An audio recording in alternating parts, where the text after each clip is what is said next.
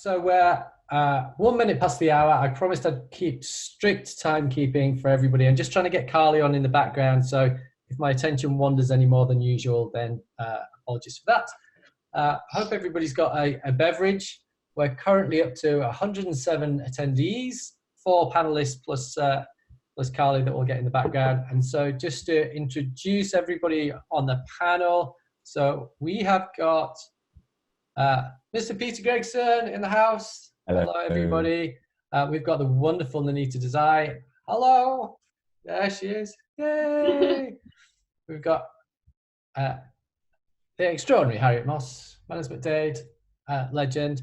And soon, even if we have to send some sort of carrier pigeon with a phone in its hand, we'll get Carly on as well. Oh, she says she thinks she's on. This is exciting. Now, I think she might be on as a, I'm downloaded. So very soon, I'm sure we'll get Carly up. So the first 5 minutes, what I wanted to touch on before we go through and talk through the many questions and talk to everybody that's kindly joined in, is about crisis management. So we had a board meeting of one of the charities called Heart and Soul that I'm a trustee of at the end of last week to talk about the current situation, which is extraordinarily challenging. And we were working with a three-point strategy for crisis management. And this was for charities and businesses, but I really struck and I thought was quite relevant for us all personally. So basically the first of the 3 points is one, what are the existential threats to you or your organization? Basically, can you keep the lights on? Is everything going to be okay? And this is the sort of the equivalent of putting the oxygen mask on in the safety briefing when you're flying. If you can't help yourself, then you can't help everybody else around you. So the first thing that we were checking as a charity was, are we going to be okay tomorrow? Is everything going to, we're still going to be able to function for the people that we're trying to help? So one existential threat, is your organization going to be okay?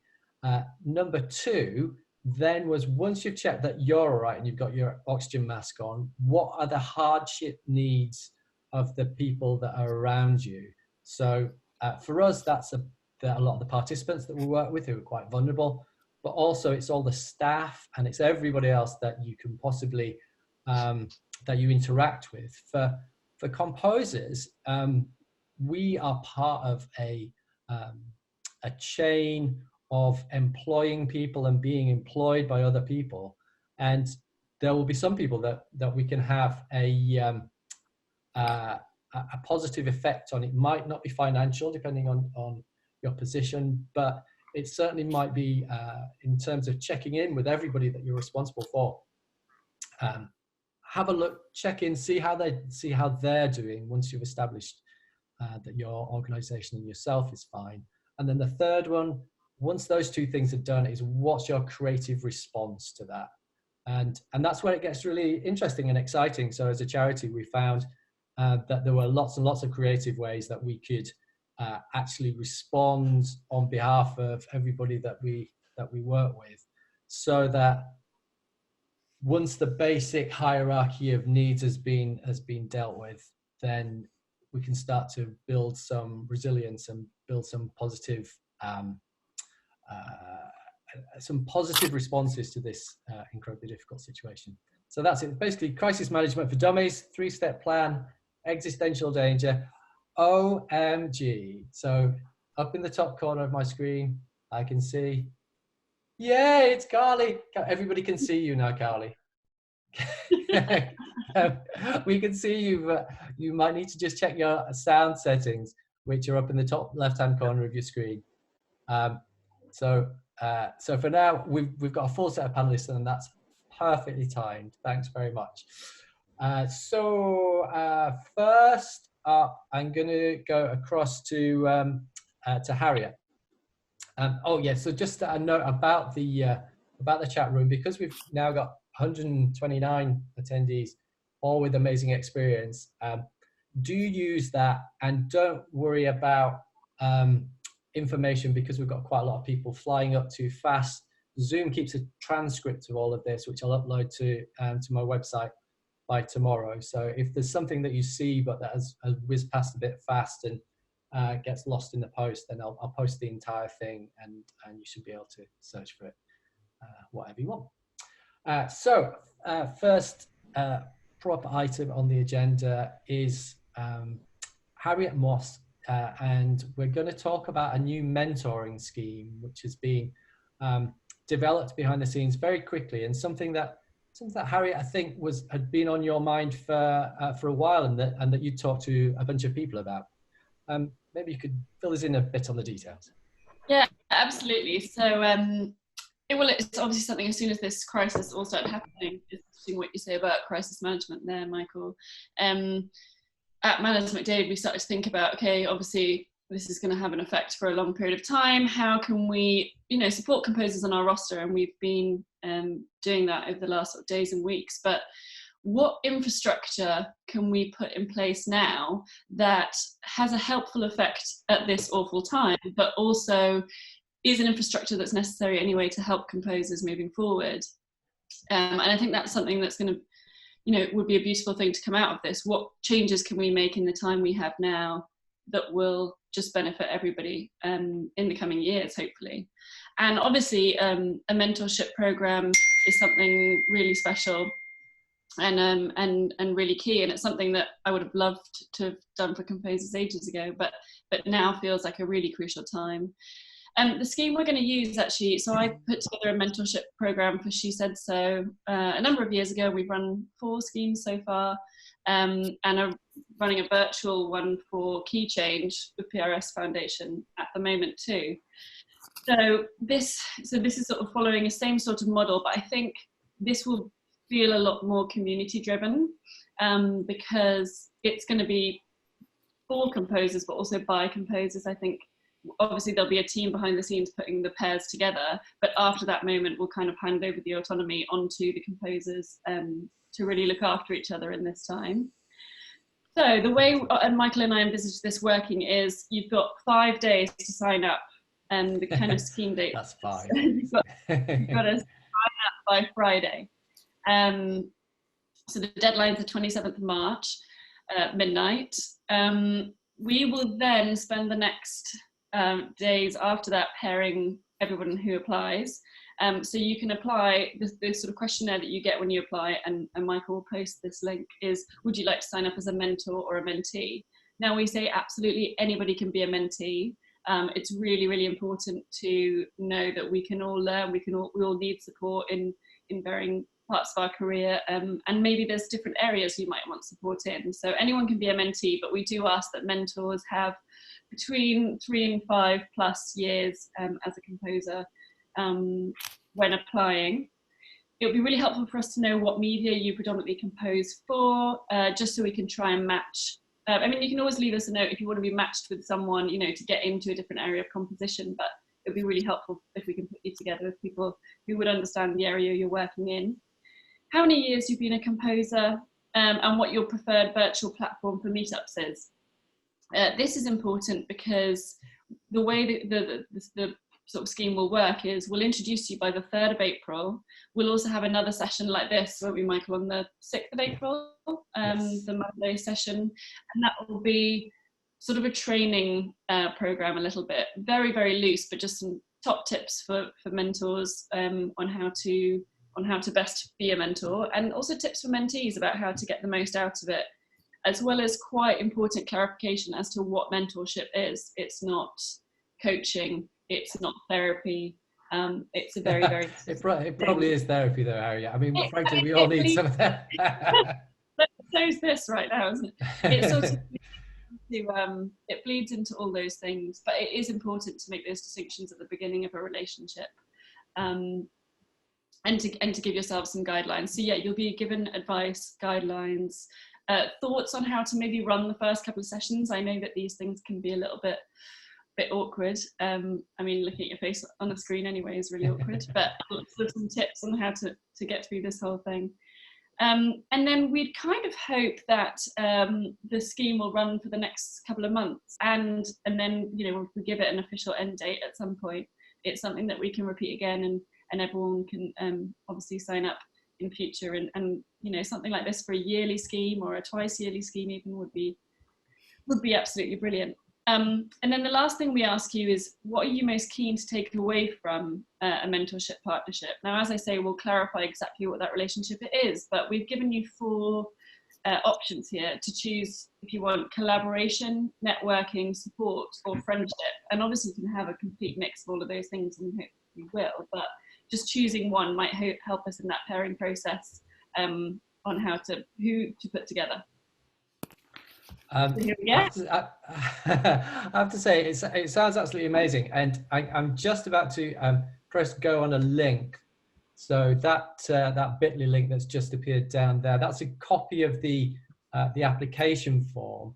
And also one of the things about schemes, like any kind of mentoring scheme, are really, I think when Harriet and I were talking about this, it was to try and encourage composer to composer. So although Harriet obviously does amazing work at Manners McDade, this isn't a Manners McDade scheme.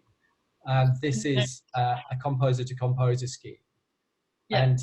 And there's a new organization as well. I'm just putting a link down there, Composer Wellbeing Collective.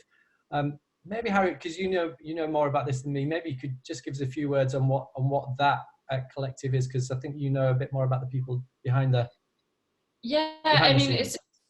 it's a group of people from lots of different companies across the industry, some composers in there as well, crucially, and we've been meeting up for, I know they're going to correct me if I'm wrong now, but maybe 6 to 12 months, talking about the best ways to help make an impact on composer mental health moving forward.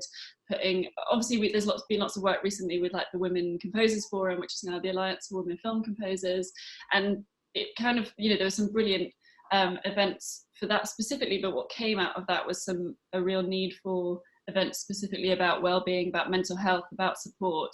And so hopefully this mentorship program just feeds into that, and to sort of an ongoing how can we best affect the lives of composers and make them better.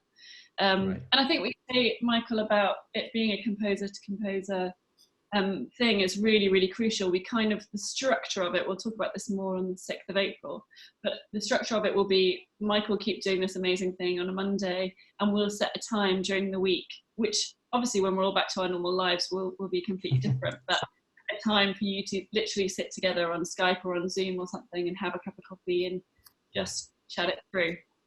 Brilliant. I would really encourage everybody who really, whether you consider yourself to be mentee or mentor material, I think we're probably all both in many parts of life, that there are some practical, there are some super smart, super engaged people at the moment just trying to find ways to help us as a composer community navigate through these incredibly choppy waters right now. And I think that some of the smart work being done behind the scenes is about pulling together different organizations and then getting institutional support and money sometimes when we need money, so that we can actually kind of have schemes that are not just kind of helpful in the short term or a short-term response, but actually build resilience for when this period of time finishes, and we're kind of back out. Hopefully we've kind of learned something on the way, so do watch out for that. So thanks, Harriet, that is absolutely amazing. Mr. Peter Gregson, Maestro Gregson, and actually Nainita as well. I know that you've been doing a lot of research on this, as have most composers. And this is to talk a bit about remote working. Now, one of the reasons, apart from always wanting to see Peter's lovely face, of asking him, is that I think out of all the players that I know, you've done the most remote celloing of anybody that I know, but also I think you've probably got a unique insight on how that works from both sides, both as what's good to get as a player in terms of sort of a brief or tech instructions, but then also from a composer side, how you might brief other people. And so now's the time to say hello to everybody. Hello, internet. how has it been? Because I know that you've celloed on some very big Hollywood films, and you've recorded those just in your studio yourself, or I believe hotel rooms. I believe I've been next door. Yeah, hotel rooms is a personal favourite and a unique speciality. No, yeah, so I have a studio room, which obviously in these times I've moved home. I think what this has really brought to life is actually what you need and how you need it, and what is a necessary part of your kit for doing this sort of stuff. And as you say, I do quite a lot of this stuff on big films and small films and TV and a sort of a variety of things. But actually the kind of basic rules, in my humble opinion, are the same. It doesn't really matter if it's a huge Hollywood film or a small short for a student. It doesn't really make a difference. And I think the first thing that's really important to get very clear is aesthetically that remote recording is not going to replace an orchestra. Effectively, you could say to me or a violinist or whoever, could you please track this up 64 times? And what you're going to result in is one person playing 64 times, not 64 people playing once. And it's a very simple but very important conceptual difference that you can't replace an orchestra. What you can do, and what is very effective is, and it's also kind of budget sensitive, is you can augment and supplement samples, good programming, sound design. You can obviously do solo work, you can do small ensemble remotely, but it's very important to not be expecting, and here's my orchestra. And there are a couple of very good reasons for that. One is you end up with 64 rooms as well as 64 cellos. It's again, you can go to great lengths to mitigate the risk of a room doing what a room does. But ultimately, the bigger point is it's the same instrument, the same player, playing the same sort of stuff again and again and again and again and again. And you can do a couple of lines and you'll get a really good set of textures. You can pan things, you can move around the microphones, you can be different parts of the room. Some people have more than one instrument. But in my experience, the bigger kind of issue there is it's the same player, and your own kind of turn of phrase, your natural phrasing, your vibrato, it does end up kind of stacking on top of itself, and it sort of phases a bit. So I've been getting quite a lot of emails in the last week or so with a lot of sessions cancelling. There was an email question. Somebody said, "Has it really spiked?" And I said, "Well, yes. I think yes. someone like you, yeah, exactly." Well, yes, it has and it hasn't, because there's still the same number of projects actually in production. The thing that's changed is people wondering about what they're going to do, as in productions that were going into production in like a month, 2 months' time. They're not asking. But I think it's very important to get it quite clear that it's not going to replace an orchestra. I think actually, these are obviously troubling and complex times, but if we can retain some kind of way of seeing this as an opportunity to create something different. So as opposed to saying, well, I was going to have a 20-something piece orchestra, and that's the only way I can deliver this score. Thinking, well, realistically, I can't do that. But what I can do is have the following real things, the following samples, the following elements, and create something that you otherwise couldn't have created. You should never underestimate people's ability to rise to a challenge, but do so within the realms of possibility. That's totally brilliant. If you could give like a few tips for, firstly, a musician that hadn't done remote recording before, Are there a few sort of gotchas that you found in terms of setting yourself up? Yeah, I think, you know, people who are now kind of trying to get involved in doing this, the first thing to not do is don't place the microphone where they place it in Abbey Road or in Air. Oh, very good. Yes. It's a very important major difference, because you are probably looking at 1, maybe 2 microphones, as opposed to 12, maybe 18 microphones in the hall, in wherever. You're going to want to make a very focused sound, lower, a bit closer, to minimize the reflections in your room. Unless you live in a really posh house with a ballroom. Unless you live... Well, no, but you still don't want that, because with your composer hat on, you don't want that delivered. You don't want my ballroom sound on? No. I don't want the Michael Price ball. No. On it, that's a different conversation. But yeah, I think it's important to get a sensible length of headphone cable, get a headphone extension if necessary, get a pair of closed back headphones. Don't use iPhone headphones. The click will bleed and no one will like you. There's a very good reason why DT100s, the grey single-sided things, are in every studio in the world. The click doesn't leave them. And especially in your home setup, you're going to be having a microphone a lot closer than they would do somewhere else.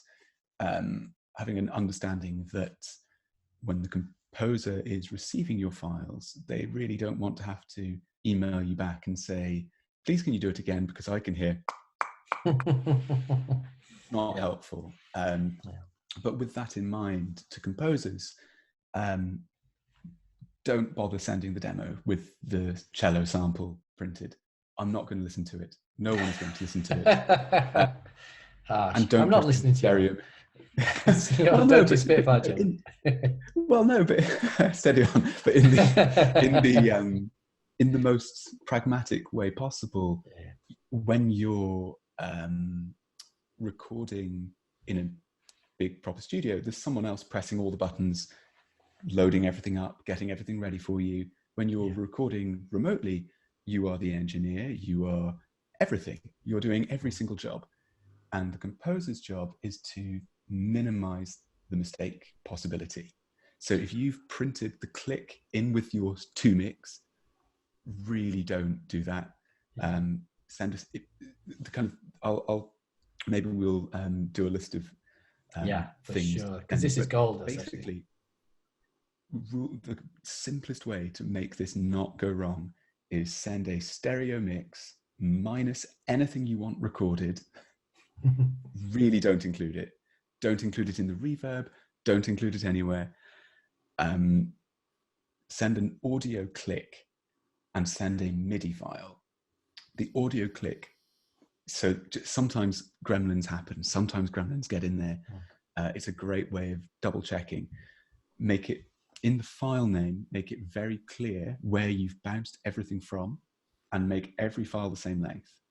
Don't do a weird shanky little 3-bar insert and say, this goes at bar 3,972, because that's going to make something. I feel you're addressing that directly to me. I apologize for all the times I've sent you shanky things. No, but the exports are so quick these days. Really just send everything from bar 1, even if the cello entry or the violin, viola, whatever, is 800 bars later, send it from bar 1. Always make the score bar numbers line up with whatever is in your writing file, because someone is going to make a mistake. So long as everything is the same all the time, there can't be any mistakes. The next stage of kind of taking it to the next level of extreme, in my humble opinion, is if you're working with a composer regularly, and this would be a great time to learn more than one DAW. So for a number of reasons, I've sort of stopped doing this with Logic, but I would otherwise record into any other digital, any other DAW that anyone will write in. And that is a really great way of removing problems, because people tend not to make mistakes in their writing file. But, all the way up and down the career spectrum, someone's assistant or someone will make a mistake when they're doing exports. It happens. Yeah. So recording right into the recording file is another great way of removing that kind of possibility. For the players out there, check what sample rate you're recording at. It's probably going to be 48K 24-bit, but don't assume that. Some people do record at 44, and some people record higher, but it's worth checking and it's worth knowing. You don't want that mistake creeping in. Also, it's a good time. I personally prefer reading and doing scores off the piano roll, off the MIDI in the thing, again, because people tend not to make mistakes when they're programming, but not everyone has all the time in the world to prep a beautiful PDF. So I think it's a great skill to be able to read people's programming. So from the MIDI chunks or from the piano roll in Cubase, Pro Tools, Logic, whatever, and be able to interpret what the modulation wheel is doing. That's more of a note to players, is to kind of really invest some time and learn what composers are doing to program the samples. Composers all understand what a mod wheel curve means when they see it, but not every player does. And I think that's a really good use of time that we all suddenly so we have a lot more. I mean, this is absolute gold. Depending on different sample libraries default to different volumes. So, for example, if you see a bit of programming coming in for Spitfire, what's it called? The super quiet one, Tundra. Oh yeah. The modulation will be right at the top. Up. And I've received scores from people who've just not taken attention to this. Oh, I see. The dynamics. The dynamics are all in the shop. Yeah. Like, clearly not. And so I've sort of out-nerded them and had to reply and be like, did you mean that? Or did you mean that to be like basically silent, but with a bit of dynamic shaping? I see. So it's well worth kind of, and if you don't know about the different libraries, it's well worth Googling them and just checking, because some of them are, again, defaulting to room mics or very far mic sounds, and some are very intimate and close. And that will give you a really good idea of what people are looking at. And I can hear someone thinking, but why wouldn't you just listen to the demo? Who are those people? Well, I can tell you why. The other night, I was working through 74 cues for delivery in 3.5 hours. And so to build 74 cues, record 74 cues of music, you're just not going to do it. It's got to be readable, it's got to be sight readable, and it's got to have no room for error. Because no one, the kind of, well, everyone's in a difficult situation means everyone's in a difficult situation. So you've got to be able to roll with that punch. And, the same rules apply. Like if you've got a big room of people, you don't want to waste their time. If you've got an orchestra sitting in the studio, you don't want to turn up with no dynamics. So why would you send that to someone who's engineering it, recording it, editing it, printing it, sending it? So take the prep as seriously as you would for a real session, but nuance, and again, set realistic expectations. The MU guideline, I think the MU rule is you can keep 23 minutes per 3-hour session. Sure. I think in these 24, tricky times, 24, generous. I think one of the issues is, that it takes, if you want someone to track something, it takes cue length times the number of layers you want to do it. The maths just get complicated. So I think kind of everyone having a kind of generous and fair understanding of what is possible, and the results can absolutely blow you away. Speaking with my composer hat on, not bigging myself up. With my composer hat on, there are people I'm working with actually at the moment, and stuff that comes back in, just like, this just adds so much to it. But you do need to understand that it's one person playing once. However many times you do it, it's one person. And it's, and then there are tricks and things to do with reverbs and panning and whatever. But Peter, I'm going to bring Nainita in here, because I believe, Nainita, you are either scouring the internet for people over the weekend, or just trying to sort of like work out the practicalities for yourself with current projects of remote working. I don't know whether that... Sure, Michael. This is not particularly related to remote recording, actually, but it's just a way of maintaining sanity with jamming and playing with other musicians. This is for my partner, really, who plays in various ensembles and groups and orchestras, and he can no longer rehearse with his orchestras. So the solution that we're trying to come up with is to find some software that allows, like Zoom, visual contact with real human beings, but have no latency in terms of this audio side of things, which is impossible with Zoom. So I think it's a two-way thing of using the visuals in Zoom and having the audio performed live through with people in various locations, using something like Jam Kazam or Jammer, which I've just discovered. So I'm working my way through the technical considerations at the moment with Jam Kazam, which seems to be the best simplest solution, except that the Jam Kazam website is slightly down at the moment, probably overloaded with hundreds of people wanting to play together and download software. But it's like a very sort of low latency free way of getting good quality audio in and out of your system. And I think on that subject, there's some great suggestions coming through in the comments.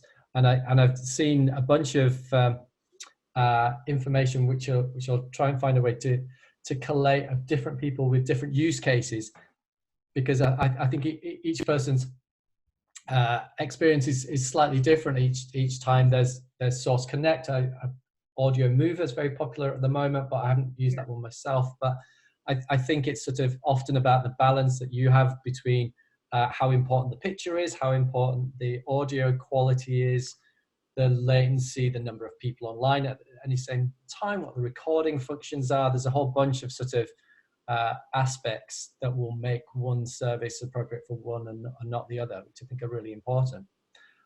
Just a little housekeeping. I was going to do some email questions now, but I'm going to keep going with the panel, and I'm thinking there've just been so many very valuable email questions over the last day or two that I'm probably going to do a midweek Q&A session where I don't take up our panelists' valuable time. I'll just sit here with a cup of tea and try and work through them the best I can, which will probably be on Thursday at 3 p.m. if I can sort that out.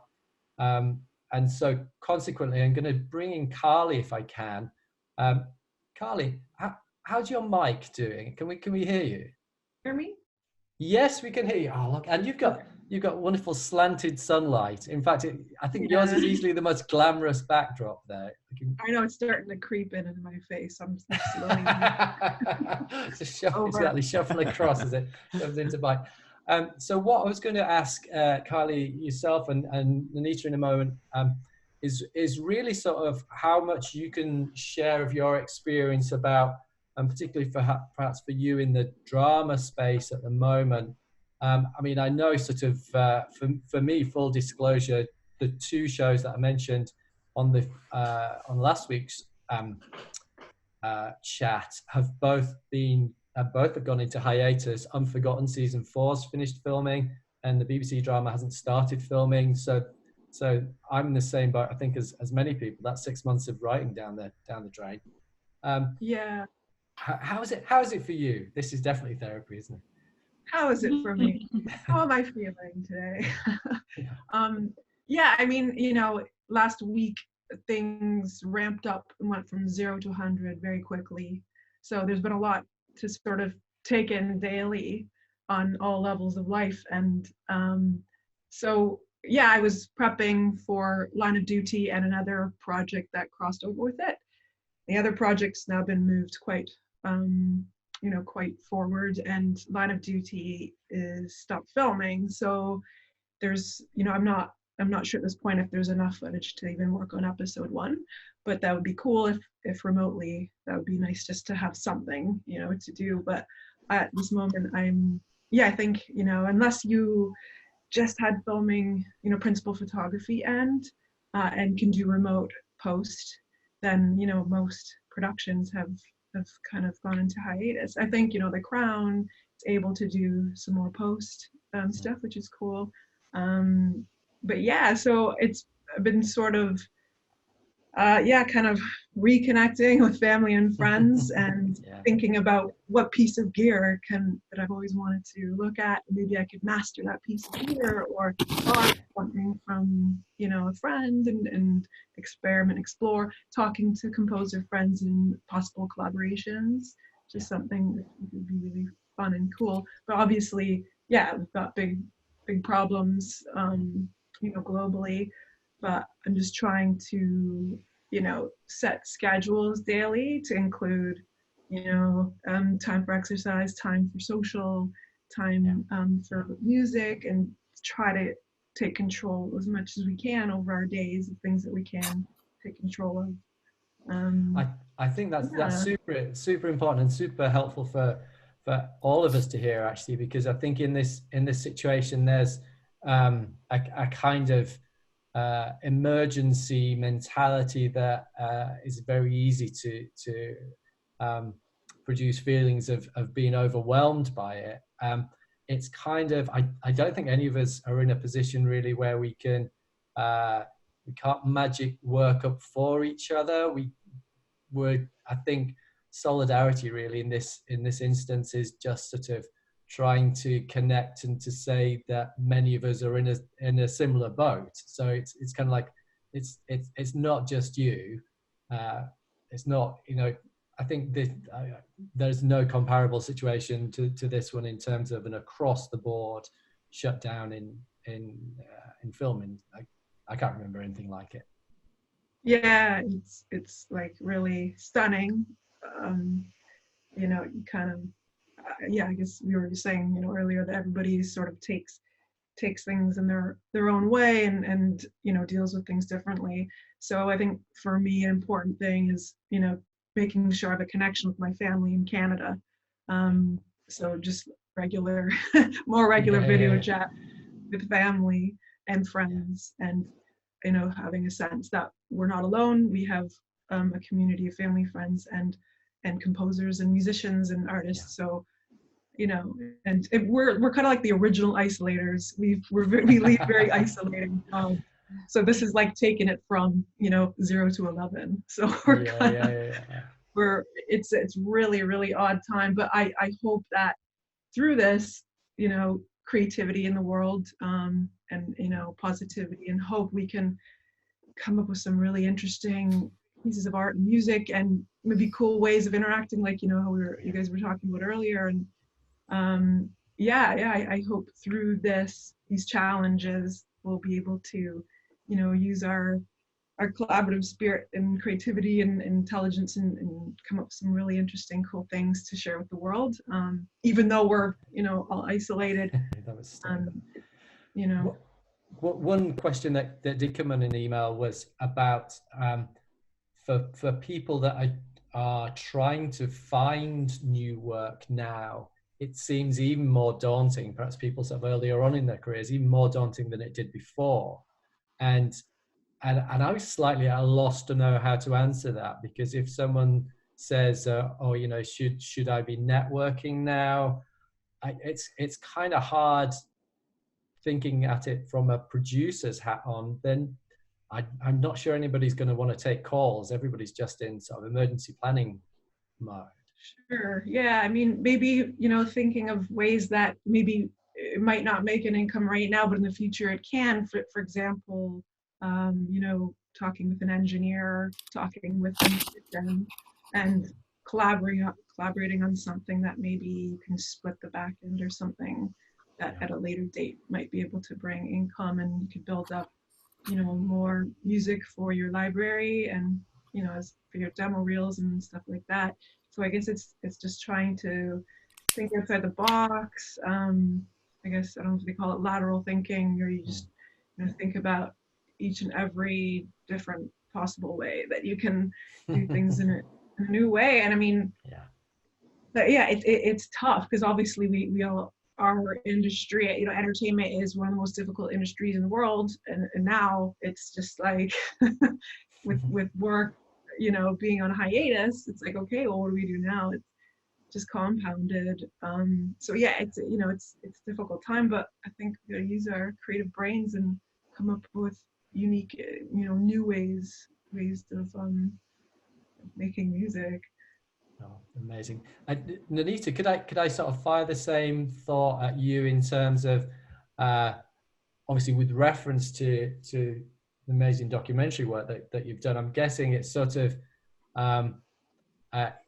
is it the same picture because documentary making often has a sort of longer lead time, is not so dependent on on-set filming? Maybe there can be archive and stuff. Is there still some activity going on in documentaries? Very much so. I'm very fortunate in that I've got a variety of productions that are going on, and they're all in different stages of production. So while I have had a hit personally, in terms of there are 3 productions that I have which have had sort of halfway through filming. They're editing at the moment, so it's business as usual in that regard. But the remainder of the shoots, in particular, there's one, they have a film shoot in China which they can't go ahead with. So 3 productions have pushed back filming to October. Now October still may be premature. We don't know what's happening, and through all these uncertain times. So they're hoping against hope that we'll be able to complete the series then. But that, of course, means everything becomes protracted in terms of my financial income stream. There's a slowdown there with those productions. Conversely, I just had confirmed literally on Friday a Netflix documentary feature which they want me to start immediately. They're halfway through the edit, and there's a definite thirst and hunger for content, because the long-term graph is that the broadcasters are fine in the immediate future with productions that are completing or close to completing now, but speaking to various clients and production companies, the big hole is going to come in the autumn, if not even before the autumn, late summer, where there'll be big gaps in schedules, and they will be filled with reruns and and just repeats. So there's a problem there, and I think I'm not a biological or medical expert, but my own personal we've all got an opinion. We've all got an opinion on this. But my personal opinion is that obviously over the next 3 months things are very serious, and with the lockdowns and lack of movement, so people can't go out and film. But I think that this is going to go on. My personal opinion is that this is a realistic opinion for me, is that this is going to go on for a year and a half, 2 years, if not longer. So we're having to reevaluate the way we do business, the way we communicate. There are all sorts of predictions, whether you believe them or not, about how we're going to function. But there are opportunities in every situation or crises like this. There are opportunities. the way we have to look at the way that the Far East, China, Taiwan, they're using technology not just on a medical front, but with entertainment as well. So I think there are new technologies, and the way we do interact with the way with people is going to change. Looking at our industry in terms of online streaming, Netflix, all these subscription-based websites, that's been encroaching on the way we function as composers for quite a while now, and we've been living in fear in terms of our revenue and income streams with regards to royalties.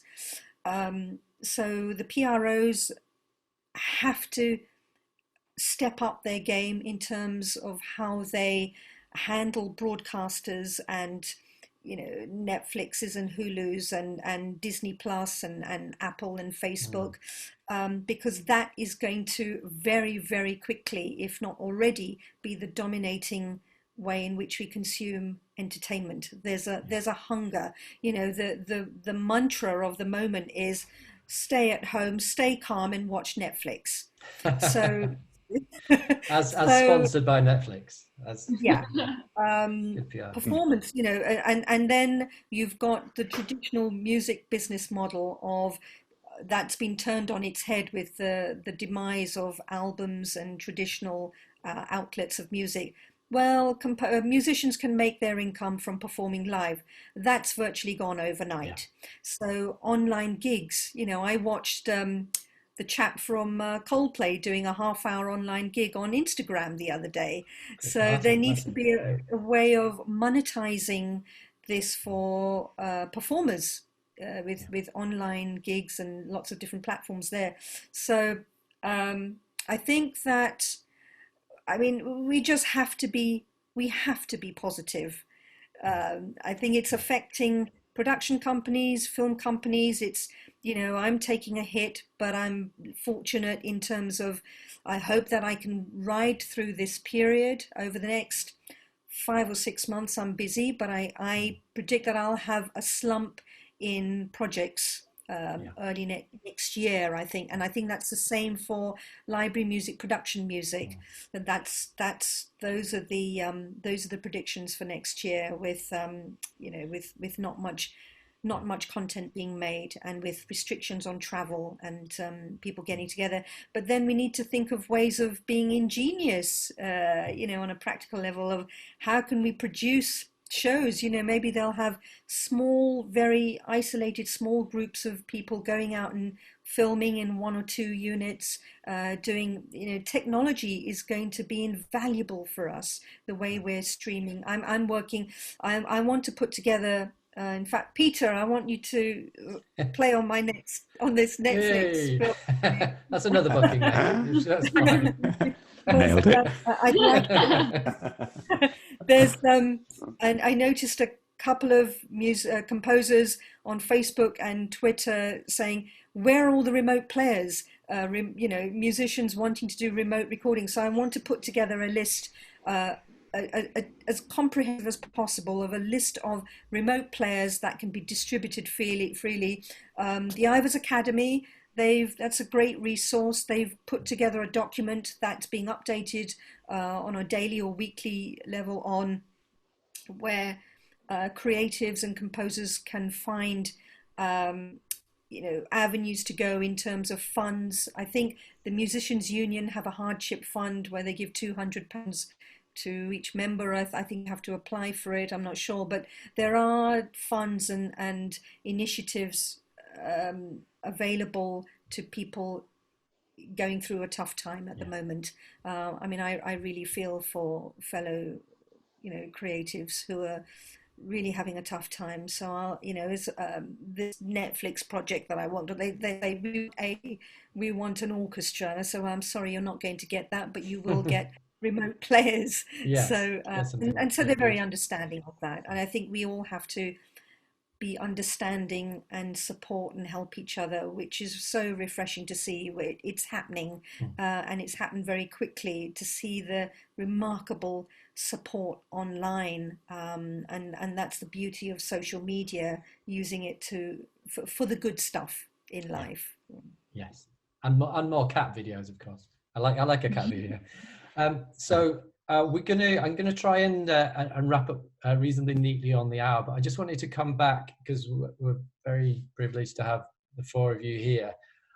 Just for sort of like a bit of a final thought, and it's really can be anything you like, whether it's advice to any of the composers, whether it's a scheme that you've thought of or come across that you want to plug or mention, or a nice recipe or a good TV show to recommend.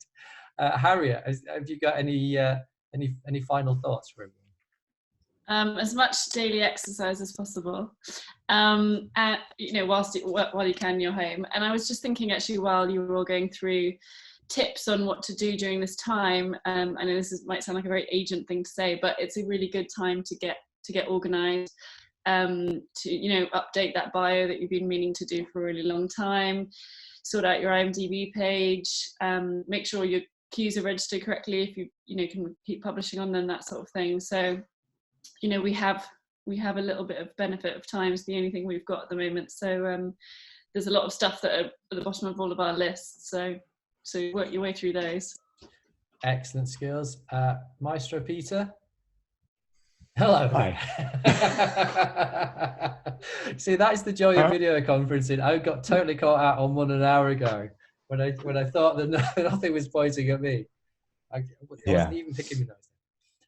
Any thoughts for the 149 people who are currently joining in with us? Which in itself, my advice caps at 145 people. So I would say it's more of a kind of, I don't have any advice. I've got no particular insight or wisdom. But if there are any players looking to set up to do remote recording, my email address is very easily findable. I'm very happy to help advise on stuff. Send me an email. That's very generous. To help. Very generous. That would be all I would say. No, that's perfect, and a lovely offer. Carly, I'm coming to you now. Here comes the camera. There we go. Yay! Let me show you my party trick. Okay, ready? Dun, dun, dun, dun, dun. Spectacularly executed. That's beautiful, and nothing more need be said. Nainita, any final thoughts from you? I'd echo what Harriet said about keeping fit. So that's look at that. Oh, wow. That's the most important kit in my studio at the moment. So I do 5 minutes of cycling, hard, intense cycling every hour, just to keep the blood flow and keep the brain going. And I think, I always say, if one could have 6 months off, what would one do if you didn't have to write for a living? And I think I would brush up on for me personally, I'd want to learn new skills, brush up on Photoshop, video editing, so that work on your, find your own voice, create your own music, so that when this is all over and things have hopefully calmed down, we've got tons of great new music to share with the world, and we can hit the ground running with all the wonderful things, all the wonderful art and creativity we can share with everyone. You're good at this. I'm going to video chat you every day just for a dose of Nainita positivity. It's going to be fine. Right, I'm going to start wrapping up now, mostly because I want to try and make sure that as this slightly chaotic situation develops, that as many of us as we can start to kind of coalesce around the good ideas. I think it's really natural that that we all want to do separate things, which is clearly what I'm doing here. But behind the scenes, there's a lot of nagging of institutions, and actually a lot of institutions being on the front foot, so that hopefully over the next few weeks we'll start to see a combination of the individual response and the institutional response get really sort of coordinating, so that we're not duplicating too much effort. As Nainita mentioned, a register of remote musicians would be a fantastic thing, and it would be particularly good if there was an authoritative one of that many people know about. The PRS are actually doing great work behind the scenes as well. Hopefully next week on Monday at 3 o'clock, I'm going to do a careers special. Hopefully someone from the PRS will be with us as well, because I want to obviously talk about not just the schemes that are available, but also how we can try and protect our income streams such that we can over the next year. Also, I'd really encourage any of us that are members of whatever organization, this isn't a plug for any particular one, but this is a time to sort of to look at these structural responses, whether it's from the government down to your local choir, orchestra, band, whatever it is that you're in. It's a time to sort of try and join together our efforts as much as we can. So just to recap what we've done today, we've talked about the mentorship scheme. Now, I will put on my socials links to that, and I'm sure Harriet will, and I'll make sure that everybody who's been here, I'll send out a follow-up email to this later on tonight, so that you've definitely got that. This video, once I've edited it, will be on YouTube, maybe by tomorrow morning. The chat transcript, because there's been some amazing information, will also be on the website. We'll be doing another session like this next Monday at 3 p.m. and I'll try and do a Q&A session on Thursday at 3 p.m. So if you've got any email questions or anybody else that you know that would have, do send them to me. Final thing is just to say thank you to everybody that's joined us, and go across the little set of pictures. So I'll say thank you, Peter. Yay! Thank you. Thank you, Nainita. Here we are. It's like a Thank you, really, Michael. like a really weird, really slow party. Thank you, Harriet. Thank you. Thanks, everyone. And thank you to Carly as well. Yay. Thank you so much for organizing, and big 2-meter hugs to everybody. Oh yes, exactly. Socially distanced hugs. And on that bombshell, I'm going to end the meeting now. Do keep in touch online. There'll be another one next week. Support your friends and family and loved ones. Stay distant and stay safe. And hopefully I'll see you again next week. Thanks very much, everybody. Bye-bye now.